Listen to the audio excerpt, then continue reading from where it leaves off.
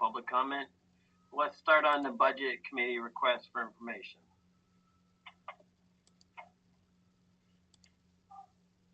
Mike or Alicia?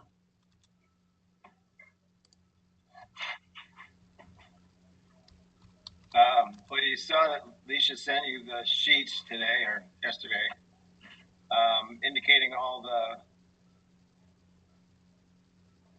projects or things that she feels would be done this year. I don't know if she wants to go down a few or highlight them, or if people have questions about what they saw on those sheets. And then there's a total there, and then that total fits into what we went over with last week at the budget committee, and it looks like we had. Okay. I'm just comparing it. We had 247, Joe, and Lucia's were 243. That way I see that? Yeah, that's correct.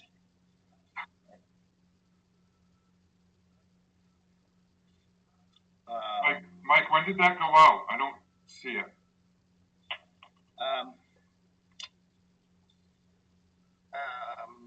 It went out yesterday to the building committee. Is there a way we can share that? See if I can find it. I'm not on the same computer. I'll see if I can get it up on my desktop and then share it. It might take me a couple seconds. Bill, I can send it to you. Would you please? I don't see it.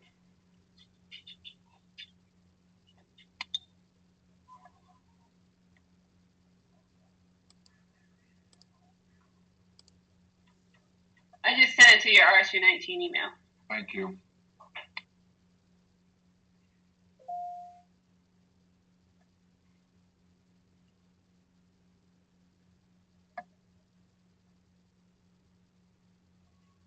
Alicia, are you there?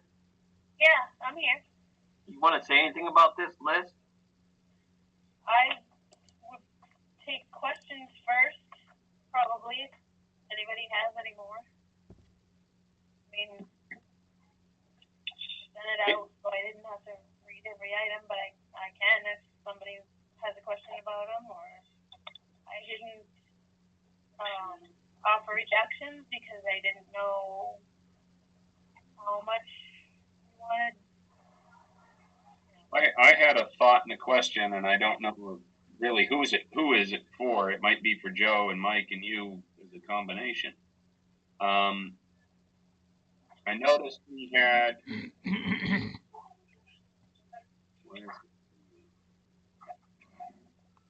didn't ask it to share anything. Hang on. Is that being shared with you guys or no? Mike's sharing it, Chris. Oh, all right. Never mind. There we go.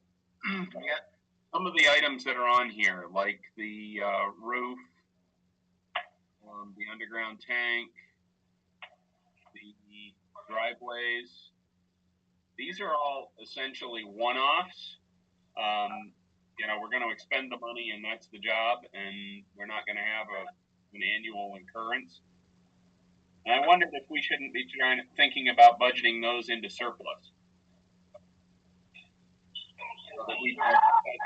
That still is a separate budget line, but then we can draw down some of the surplus to do those large tasks and not have it in our regular budget. So my only fear about that, Chris, is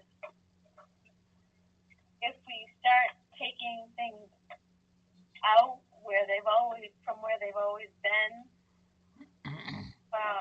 if we ever get to a point where the public is looking for reductions and the repair lines are low again because we've moved them somewhere else, I wouldn't want to forego something that we really needed. And I think that's the reason we can't have it where it is. But Joe's probably the better. I think I get that. I'm looking at, for example, like on the first page, the remove underground tank and restore ground. Yep. 15 grand. That's not something we're ever going to have to do again.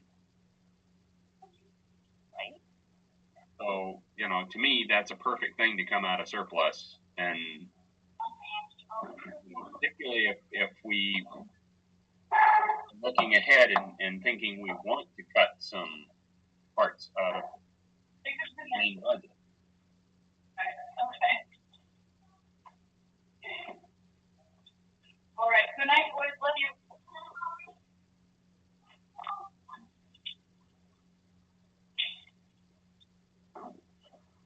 Joe, you have any thoughts? I guess I would say, my thought on that is, I definitely agree as far as with the one-offs for the use of the fund balance. I guess ideally, as far as kind of how, at least I kind of was thinking of the capital improvement fund, as far as the goal would be, as far as to kind of build that up, as far as for potential major repairs as we kind of the new building ages or the middle school's age, as far as like if we have like, you know, projects that end up being like a $200,000 project or something like that, but we'd have the reserve for it, and that would be building for those major projects and not for smaller dollar projects. I guess it's kind of what I was originally thinking.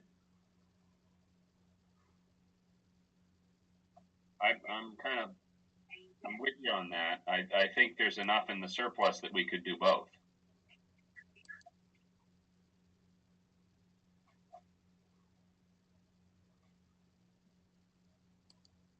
Well, we promised the public that we wouldn't be cutting anything from facilities, especially from the new building.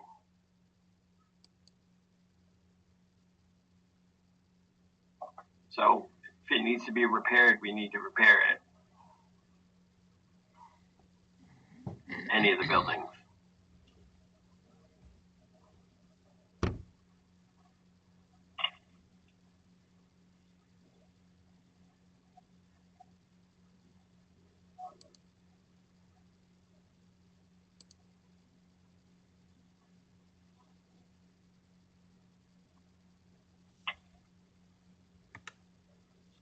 So does anybody have any questions on any of these? Chad. Number too high or?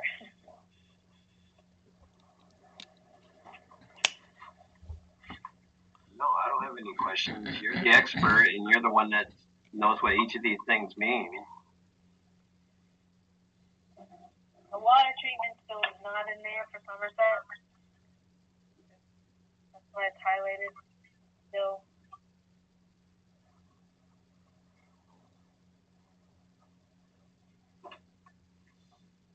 You said remind you about 1968, Nicole, or something? Oh, yeah, so we have money still left from allocated funds of $150,000 for this year for that building. We've got about 50 and that we didn't spend. If I can do, you know, the few holes in the driveway and the controls for the individual classrooms in that building,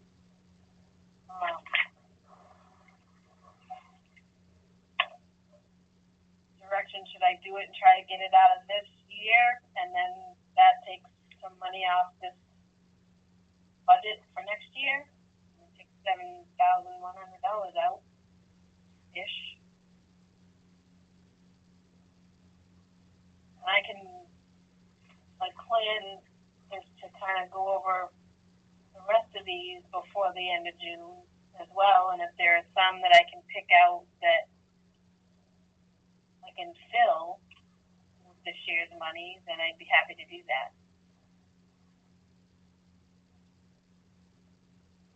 How much money have you got in there right now, Lisa? I haven't looked at it yet. Bill, Joe, and I talked about that tonight, and that would be my next. I don't know. We just don't. We had, you know, the plowing expense and some other expenses that we didn't count on this year. So I got to look at the whole facilities budget for this year before I know if I have anything where I am with everything, not just repairs. Alicia, that total sheet that you gave us, what is the difference compared to what we did for this past budget? Is it higher, lower?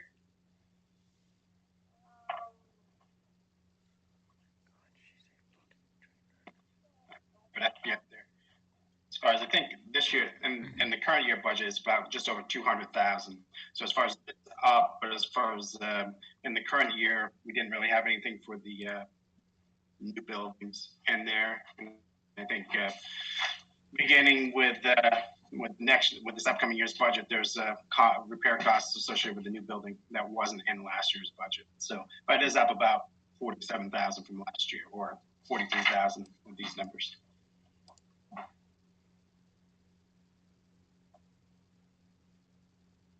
Alicia, I see we got 30,000 budgeted for the driveway at Somerset. I did find out that Amos Lawrence is the new owner of that property on the corner. He's always looking to and make their investment properties. I'm sure if you're still interested to reach out to him and maybe still look into that option of having a straight driveway.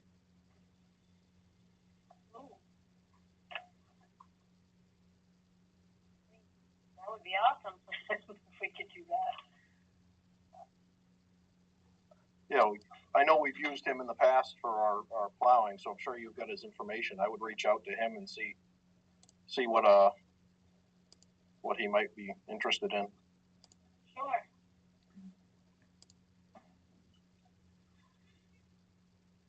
This list of prices doesn't have any of the water drilling and all that other stuff at Somerset, or does it?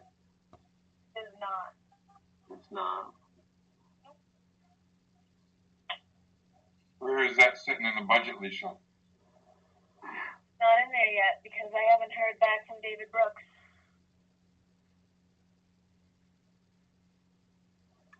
So would that be included in buildings budget?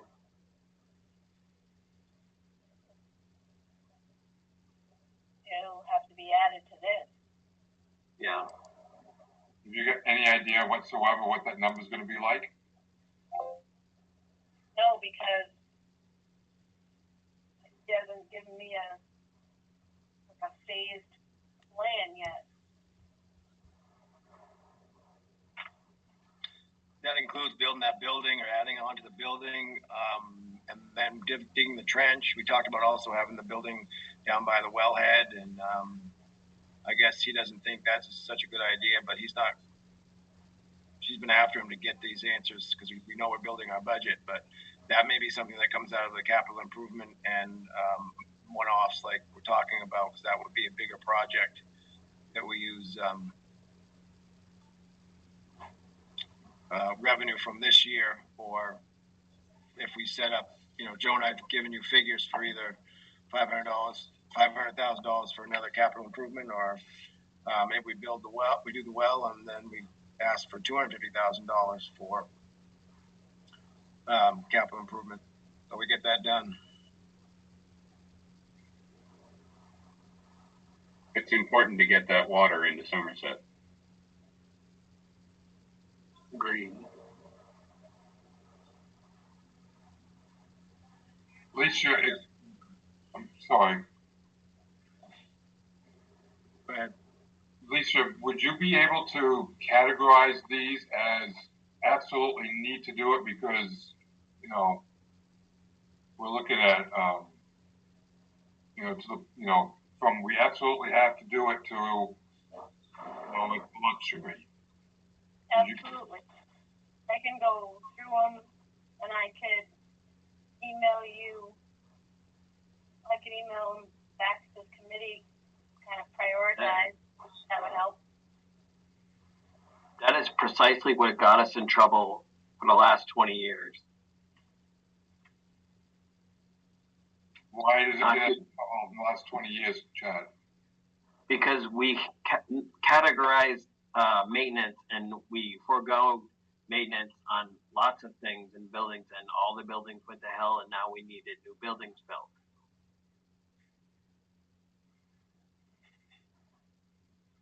There you go. It's past the palm tree. Sorry about that. The problem that I see here is from the standpoint of the budget committee is we're looking at potential cuts. Lots of cuts. And so, and this is going to be, I mean, it's either going to be, we're just going to say, hey, you need to cut 10% out of your budget, or we can actually go through and take a look at some of these things that can be moved over. Whether or not we don't do them this year, that we push them to the next year, or I understand the idea of taking some of these things and taking them out of the fund balance. But we got a lot of room that we need to take a look at. Joe came to the budget committee the other night, and you know, we were looking. I don't have the numbers in front of me. I should have had them up, but you know, we're looking at like a. Joe, help me here. I know we want to get to 2%, and we're sitting at. My vague projection is 600,000. So yeah, right now, as far as, you know, we want to get to about 2% on local. We're saying right now we're probably over 5%. So we got cut at least about 3%. Of a $31 million budget. And there's some major concerns because one, we don't know whether or not we can get the budget passed. I mean, there's probably a lot of people in the district right now that are on unemployment, and they're going to be wondering how they're going to pay their taxes. Absolutely. And then we've also got, the other thing is, state of Maine right now, the sales are down, income's going to go down, so what they pull in for revenue from sales tax and from income tax is going to be down also. And Joe's not the only one that, he said this at the budget committee on Monday night, and he's not the only one that I've heard this from. The fact that they could come back and say that they're not giving us full funding on what the ED 279 is telling us, because the state needs to tighten their belt because they didn't get enough revenues in for the year. And you know, the state doesn't have a fund balance like they used to have, that they can draw out of that. So the only way they can draw out of that is lowering their expenses, which one of the things is going to be is education. Or raise taxes. So there's a concern here that we're going to have to make some cuts from the budget committee. And so that's why we want to take a look at this and see which one of these is something that can wait a year. We don't need it. It's, you know, we're not going to have a code problem if we don't do this or something of that nature. We seriously need to take a look at that so we can get this budget, so we get a budget passed. And you know, we're looking at a number of different things from a lot of different perspectives. That, you know, unfortunately, we're contractually bound to you know, salaries of the teachers and the contractual employees, and we really can't touch any of that. So we're stuck to the non-contractual stuff, which is what this sits into. So that's where we're sitting as a budget committee as of Monday at 8:30.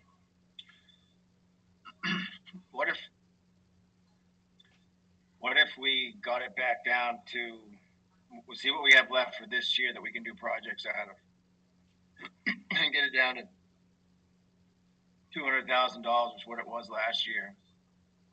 That's a $47,000 decrease.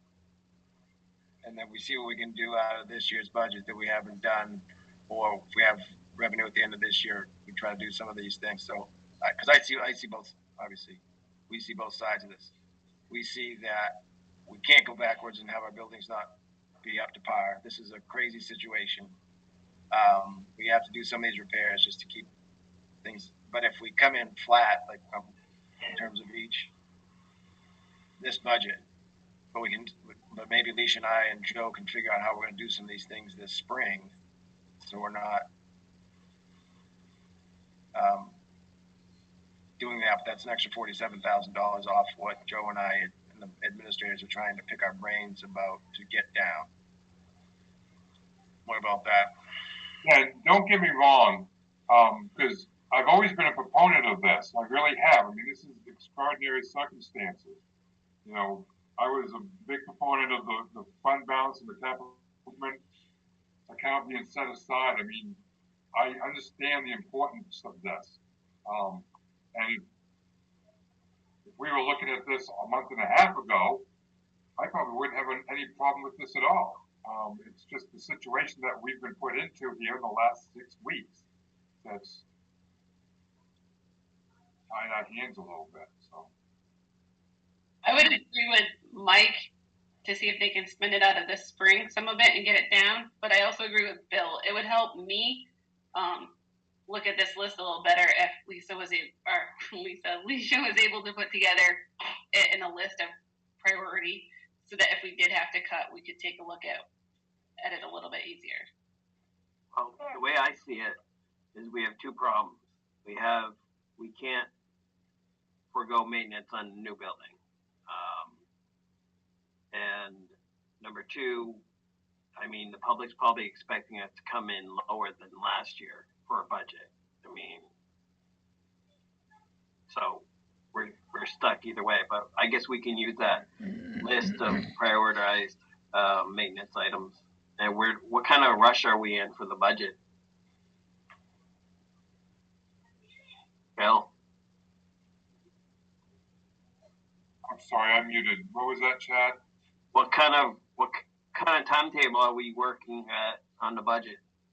Well, I mean, we're going to meet again next Monday. We're meeting every Monday night and going over this stuff. And we started attacking it, you know, in the month of March. We had all the departments come in and give their presentations. And can it wait a month? We got till July 14th. Can it wait a month?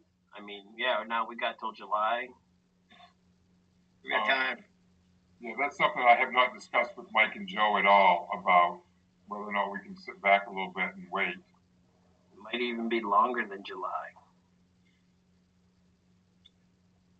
I think we're going to be able to work on having our referendum in July when they have that will be our validation referendum on July 14th. So we'll have to work back from that. We'll start working on our budget that we're starting with July 1. We'll keep the same budget that we have this year. We'll have time. I'm glad you're so optimistic. It's got to be. So as far as this conversation goes, why don't we prioritize it? We'll see what we have left going on into our budget, and then for the rest of this year, we'll do that. We can do that at the full board meeting. Yeah. Next week, or we can do it at another. We can have a combination. Have some of you guys come to the one of the next budget meetings on one of these next months.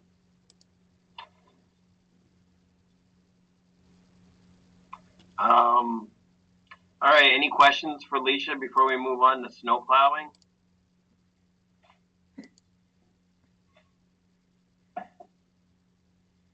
No. Okay.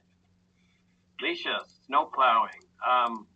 What's that column on the far right that's ADND1? Addendum. So,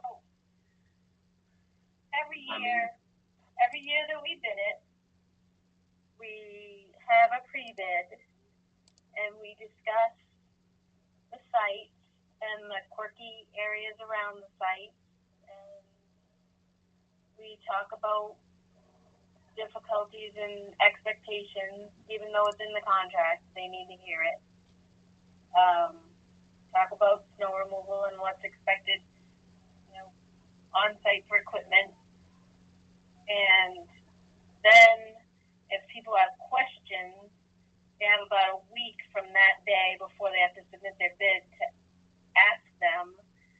And I send out an addendum to their bid that answers any questions and clarifies what we discussed with the pre-bid, and then they're supposed to acknowledge that they got that when they submit their bid.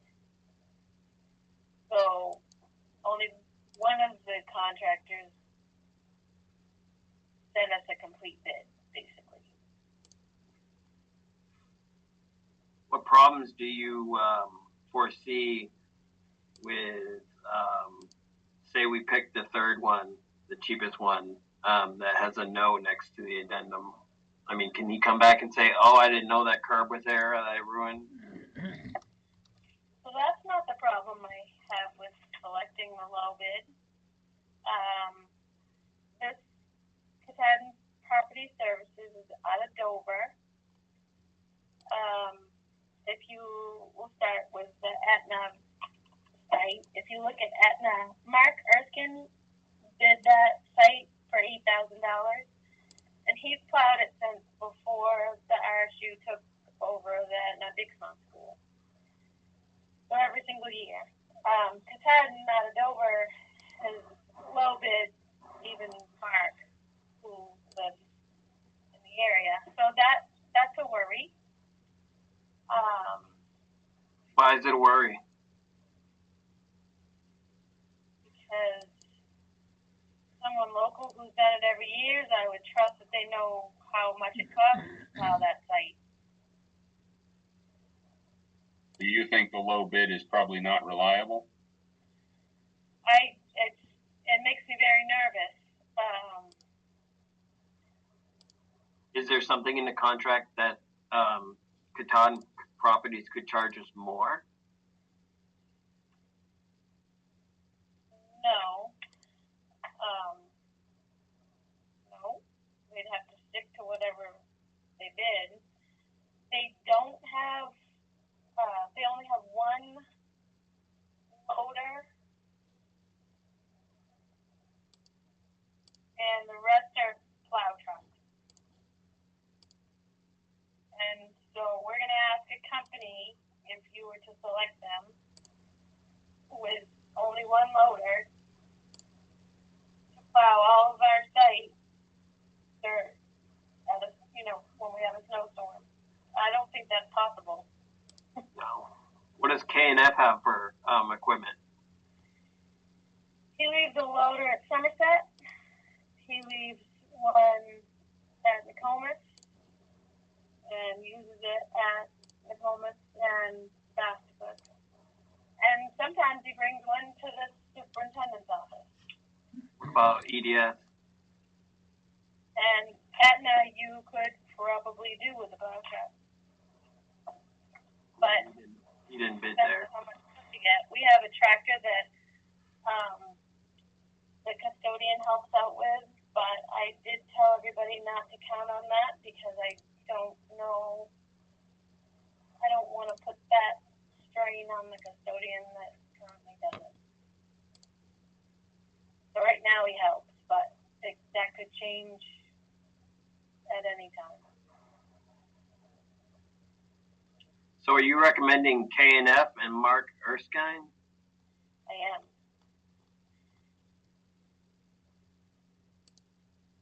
Is there any questions for Alicia? What's the cost differential?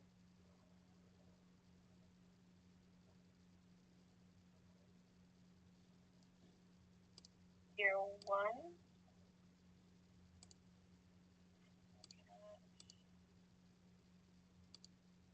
4,000.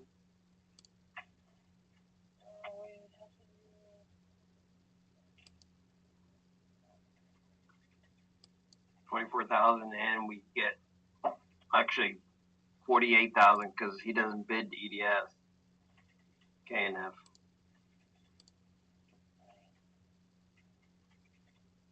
The total between K&F and Mark Erskine for the first year is $126,350. So that minus 111 would be your difference.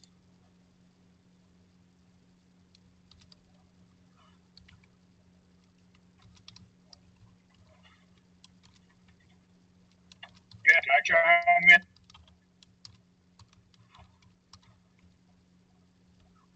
Chad? Yeah, go ahead. Would there be any negotiations with these higher bidders? Could we negotiate with them at all?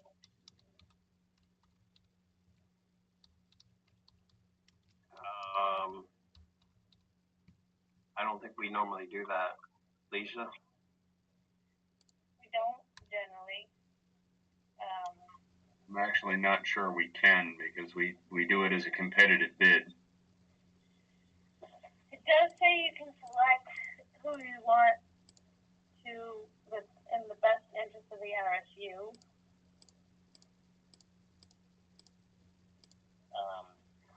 And I honestly don't think, you know, if you wanted to throw Katahdin a bone, you give them a site. We've done that before. You give them something that's not super critical, like the bus garage or the superintendent's office, and you see if their response is good and they take care of you and all the other things that you look for. And then in 3 years, when it goes out again, if they bid it again, then, you know, kind of have something to go on. So that's an option. Lisa, you said Katahdin was out of Dover? Yes. Where's KNF based? Pittsfield. I mean, I wouldn't be opposed to giving Katahdin Somerset. That would be the closest one to them. Yeah. And the farthest one away for KNF. I mean, maybe that might. KNF is in Palmyra, like just down the road from Somerset. Yeah, I'm in Palmyra. Oh.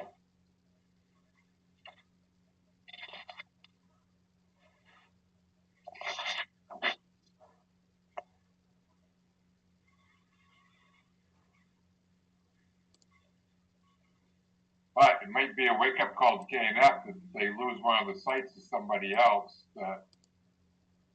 and they realize that they have high bid, it might help 4 years down the road too. Right.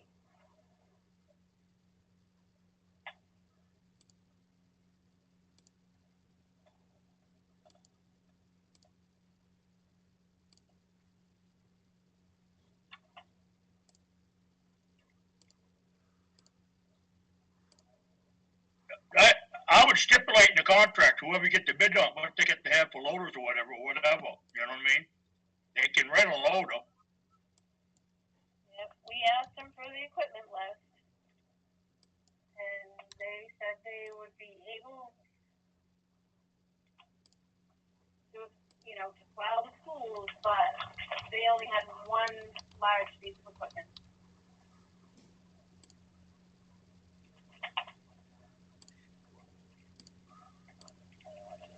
There's no way we can use Katahdin if they've only got one bucket loader. I don't know. I think we get into trouble. Unless, like what Ken said, they plan on renting some, but we don't have that information in front of us. We have a 624 loader with a 2018 scoop dog, which is a 16-foot plow, basically. And then everything else is it's got a Duramax truck with sander, a Chevy plow with sander, Chevy 110 dump truck with plow, flatbed truck with sander, F-350 with plow and sander, Chevy with plow and sander. So He'll move his left loader around and do all those, pile it up and then move it later.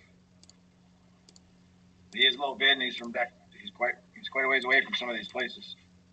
They do Tabasco River Apartments in Newport. That's the only place they do in Newport, and that's pretty much a street. Like the front of their buildings is wide open parking lot. I know the facilities manager for there. I can ask what he has to say about that. Yeah. Took the word right out of my mouth, Jason. I'm gonna say, let's do some research on him and see what kind of people got to say about him. I think definitely, you know, we do that anyway because he's an unknown. Even if you want to just give him one, we'd still call and ask.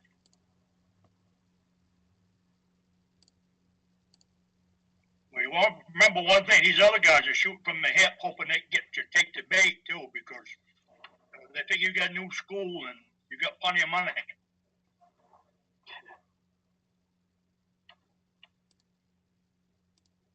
Alicia, what is the overall increase from last year's and snow plowing budget? I didn't do a total.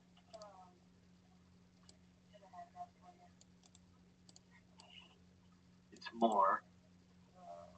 No, so we had Somerset was 17,000.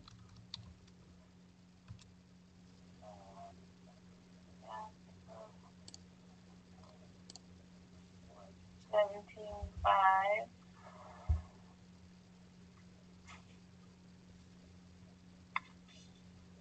So yeah, Alicia, I can probably help you out, Alicia. As far as it's like last year we budgeted 87, but that was way low. We've already spent 113 this year. Oh, okay.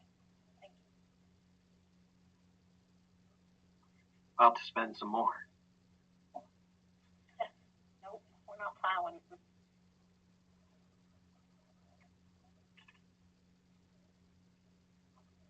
Alicia, was there a reason that KNF doesn't want to do TDS? I don't think he wants to go out there, and he knows Mark's always done it. He didn't say that, but that's probably why. He just didn't bid it.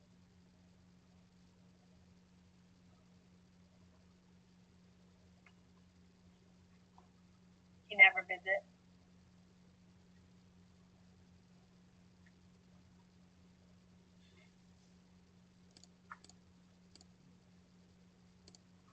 Does this get added to the facilities budget?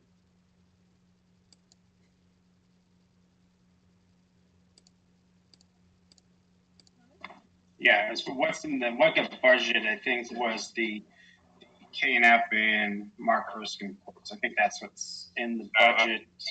That's the number that's in the budget right now is KNF and Erskine.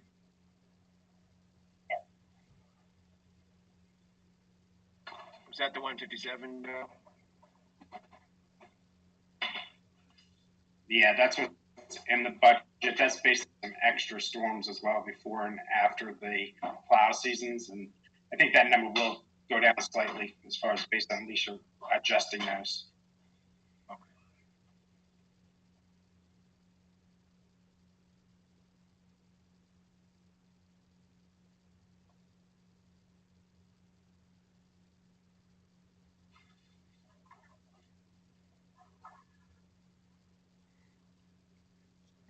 Well, what's the pleasure of the committee?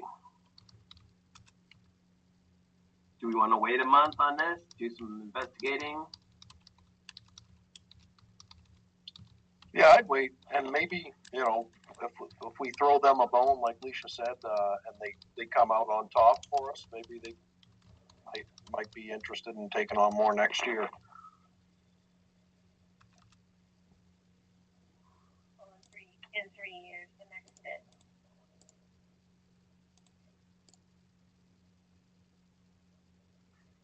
Yeah. Okay. Well, unless anyone objects, we'll hold on to this till next month.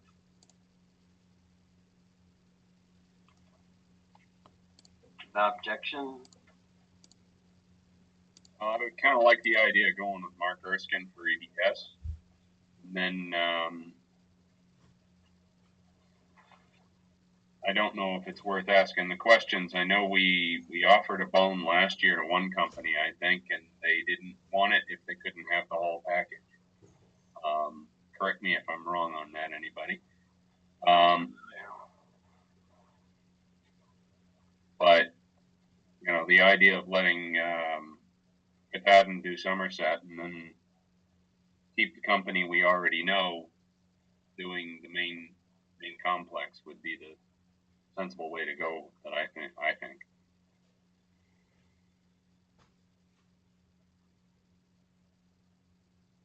Yeah, I think Alicia's going to have to reach out to these guys just to see what they think and do some research on Katahdin and get some references on them.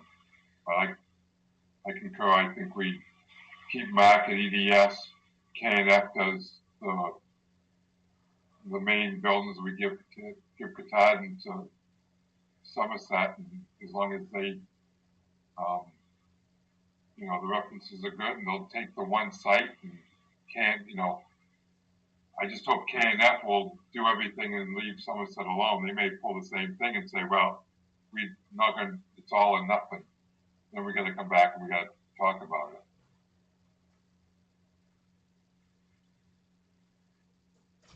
Jen, what do you think? I can agree with Chris and Bill. Paul?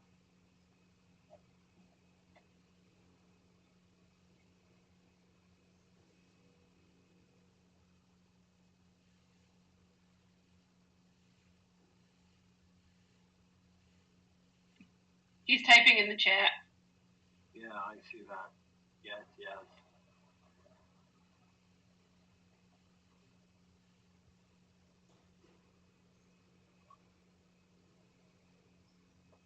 Okay.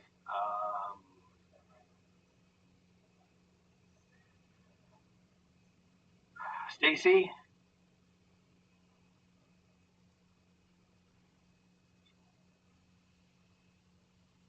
Can't hear you, Stacy.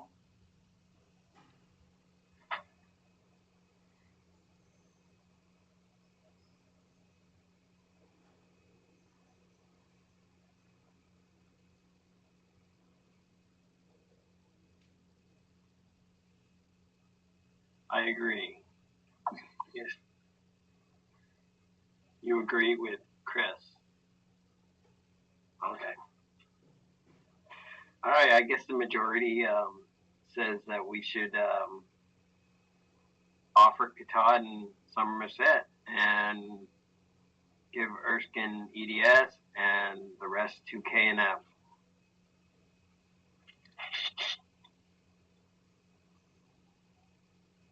Got that, Lisa? Yep.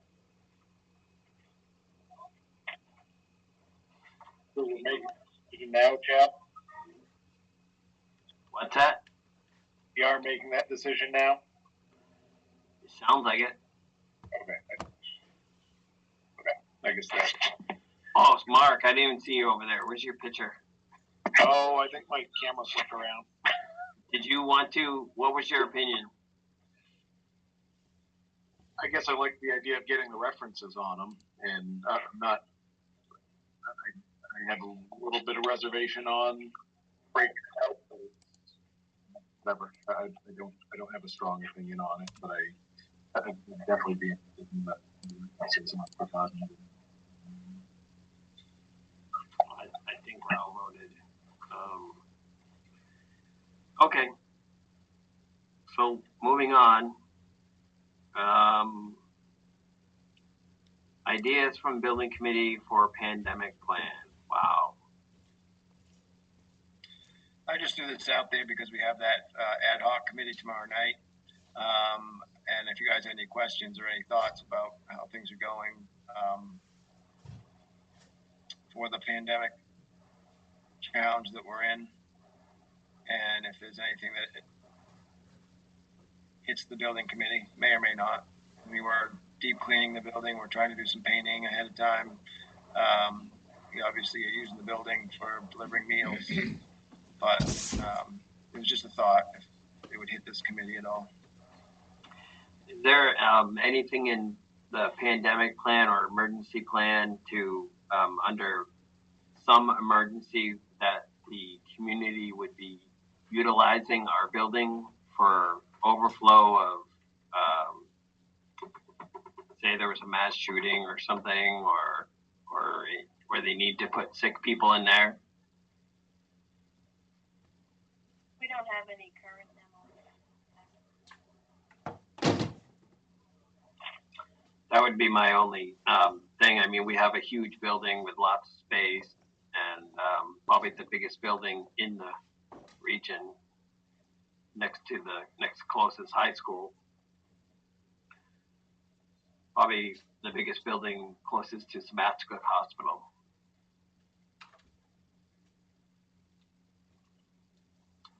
I know we don't have a proper generator to run if the power goes out. We just have a basic generator.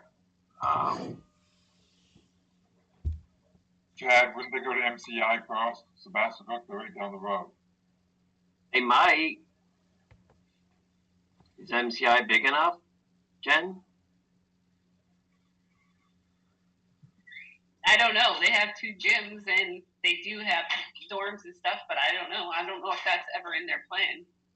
Like right now, we're not even allowing people on campus to use the guest Wi-Fi because we still have kids on campus, so we have to keep them distance. So that would be different, where we're different from them, where we don't have kids, I guess. So let me talk from Dixmont's point of view.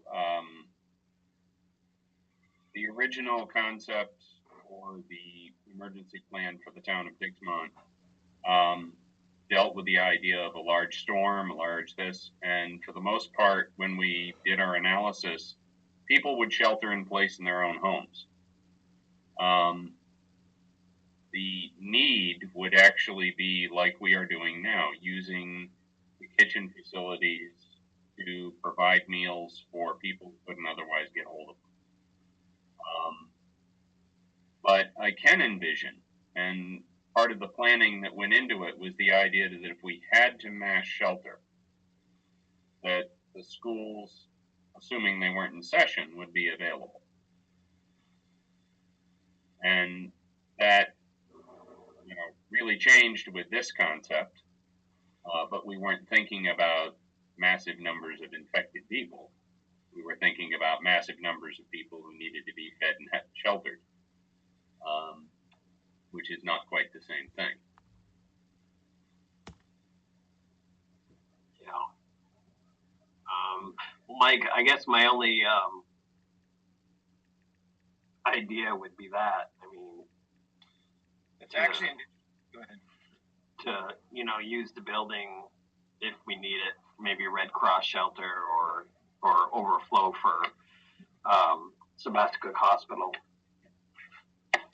It's an interesting thought with them taking over the Cross Insurance Center and the Cross Arena. I mean, I guess we are a huge facility, and nobody's reached out to us thinking about that. But if we ever get back to one of those tabletop exercises, and we would certainly offer that. And we do. The big building has basic life support, so you'd have bathrooms, it runs a kitchen, and the heat, so you're going to be fairly okay. And it's huge. I would assume Somerset would be the same for the Heartland area. It's one of the biggest buildings they probably have. So definitely would offer those. So's that one. So he must have been. Yeah, I don't know if I could go in a pandemic plan, but maybe some kind of emergency plan. Yeah, maybe this committee doesn't have any connection because, like I said, Chris said, it's a different virus, and it's not, it's not reacting. Our buildings don't necessarily come in play with a COVID virus, but down the road we might, whatever comes next. Hopefully nothing.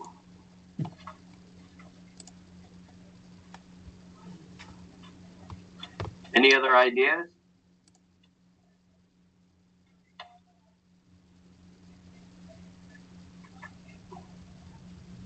Hey, Mike, did you send that ad hoc committee?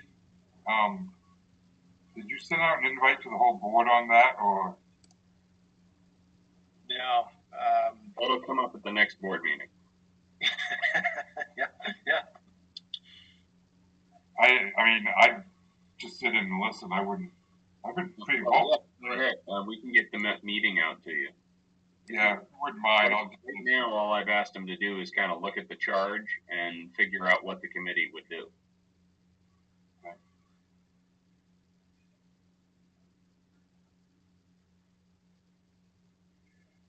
Any other input?